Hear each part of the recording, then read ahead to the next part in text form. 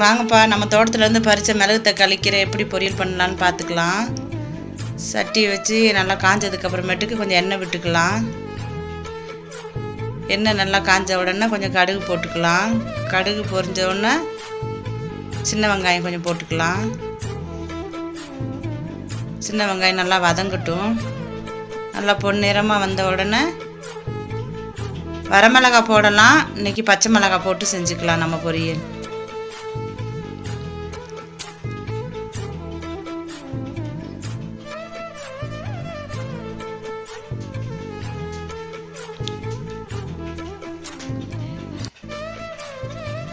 கொஞ்ச நேரம் நல்லா வதங்கட்டும்.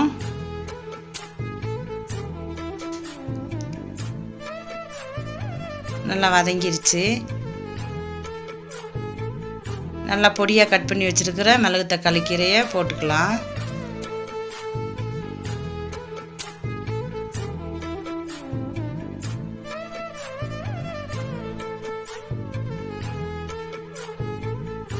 நல்லா கிண்டி விட்டுக்குவோம்.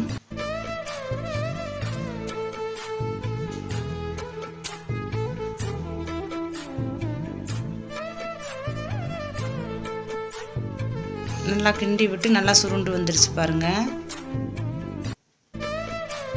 கொஞ்சம் உப்பு போட்டுக்கலாம்.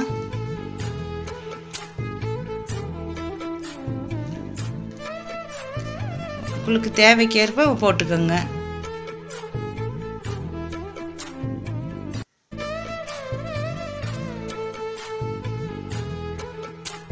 நல்லா கிண்டி விட்டுக்கலாம், உப்பு எல்லாத்துக்கும் சேர்கிற மாதிரி.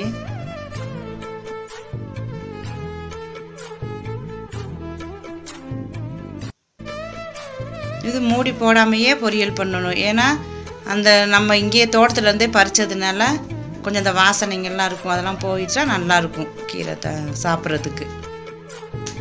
இப்போ கீரை நல்லா வெந்துருச்சு. கொஞ்சம் தேங்காய் திருவல் போட்டு அப்படியே எடுத்துக்கலாம். 5 நிமிஷத்தில் மிளகு தக்காளி கீரை பொரியல் ரெடி.